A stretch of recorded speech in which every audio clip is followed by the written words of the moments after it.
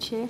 Look, I'd like to ask some questions about the proposal announced on the 6th of February to introduce a fee of $120 for the lodgement of a debtor's petition under the Bankruptcy Act 1966, which is to be effective from the 1st of April. I'm interested to know, first of all, what analysis your agency or the Attorney-General's Department performed in order to examine the impact on people who are likely to be affected by the introduction of this new fee. Senator, I can tell you that the new fee was a decision made as part of the budget process to put AFSA on a fully cost-recovered basis, and it also addresses the anomaly that we are one of the only, if not the only, common law major jurisdictions that does not charge a fee for applications for bankruptcy. So has there been any analysis done at this stage as to the possible implications or consequences of that? Has AFSA carried out that? First of all, has AFSA, and then I'll ask whether the AGDs have. Our understanding, based on what's happened when fees were introduced within other jurisdictions, is that there was no direct impact on the number of bankruptcy administrations. But we haven't done modelling as to what it would mean for Australia. I'm not sure if. Thank you. And have the Attorney-General's Department done any modelling along those lines? Thank you, Senator. Matt Minogue, First Assistant Secretary, Civil Law Division. No, the Department hasn't done any modelling. As Ms Ingram says, this was a decision of government announced in MyEFO, and work's been done on implementing that decision. Thank you. I do understand that it was made in the context, the announcement was made in the context of MyEFO with the intention of full cost recovery. Now, I guess a key question that's been put to me by people who are very concerned in the community is if this occurs, as you say, in other Commonwealth countries, certainly in Britain, it's been shown to be an impediment to some people being able to proceed to bankruptcy and have to wait until a creditor then proceeds, or indeed they may need to work to come into other more inappropriate insolvency agreements as opposed to bankruptcy. But the key question is, who will pay this fee, where we know that from your recent analysis of debtors' profiles, unemployment or loss of income is the most frequent primary cause of insolvency. Do you have any idea about who will pay? It's important, your reference to the UK. I'm not aware of that report or any analysis, but the fee in the UK is nearly $1,000, and here in Australia we're talking about a $120 fee, so you really cannot make any comparisons. No, I'm talking about, well, I'm talking about that concern that's been raised generally about when people, the people who seek bankruptcy, my understanding is that the majority of those earn less than $30,000 a year in the year before they enter bankruptcy. So they're the lower, obviously lower income people. And that the most frequent primary cause of insolvency, and this is on the basis, I think, of your agency's most recent analysis of debtors' profiles, the most frequent primary cause of insolvency for non-business related bankruptcies is unemployment or loss of income. So although $120 may not sound very much, obviously if they're at the point where they're seeking bankruptcy, it's difficult. Do you have who's going to pay for that if they haven't already got the money to be able to manage their debts? And in Britain, I understand that's charities. Alternatives might be putting it on the credit card if they haven't breached their credit card limit, or payday lenders or other. Where are they going to get the money from? And in a sense, I guess the question is, in that case, aren't the consequences often ending up going to be putting that responsibility on other bodies anyway, whether they're federally funded in the form of charities in Australia, whether they're banks, whether they're payday lenders? Who's going to pay? Well, bankruptcy is a service to the public, and it's a discretionary service.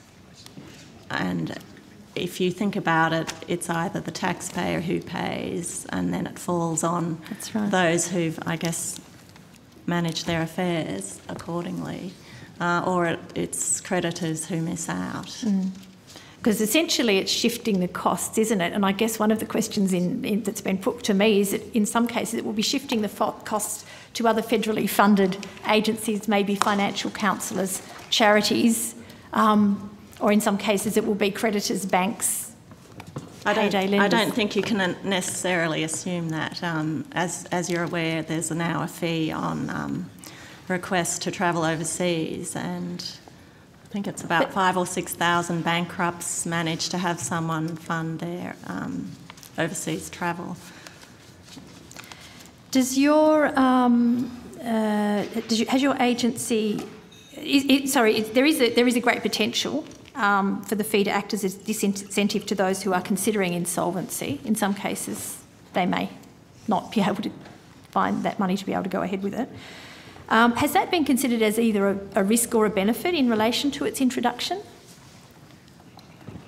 I think you're making an assumption there, and as I said, in other jurisdictions where it's been introduced, we haven't, and the levels are much higher in other jurisdictions. We're not aware that it has acted as a deterrent. There's no evidence that it actually has caused people to be stranded where they aren't able to proceed with bankruptcy. There's no evidence that occurs. We're aware. I can't say there's no evidence, but we're not aware of that. What have you done to make yourselves aware? I'm just interested. It seems surprising to me that there would be no evidence that in any cases that wouldn't be a disincentive. What have you done to acquaint yourselves with the evidence? You said there was no modelling done. That I understand that the announcement was made. What research? What has been done by AFSA that you could rely on in that case? I think I've already answered that question. Well, Senator. I'm sorry, I'm confused then. I didn't understand what you... So you haven't done any? So where are you getting that assertion? We haven't done modelling, No, you didn't do... But so that's why I'm asking you, on what basis do you say that there's no evidence? Have you looked into it? Has AFSA looked into it? Do you have a research officer? We are members of the International Association of Insolvency Regulators, and we ask them to give us information about the level of their fees, whether they have fees and the level, etc. It is a difficult question because some of those fees have been around for a very long time. So, yes. To extrapolate from that would be very difficult. But all I can say is that we are unaware of any evidence that would say that it would impact on people who, wouldn't be able to somehow go bankrupt. And has any schedule or criteria been established in relation to reviewing or amending the fee in the future? Any forward-looking to assess the effects of it in Australia? Because it's a new fee here. Yes. I'm not sure if you're aware, Senator, but we as an agency have to go through what you call a cost recovery impact process, which is run with the department and the Department of Finance. That occurs every 2 years, and so all our fees are reviewed every 2 years. And they reflect the cost to us of giving that service. But I'm actually asking about, I understand that's one perspective to take, which is whether or not you're getting the full cost recovery that apparently is what's now being required.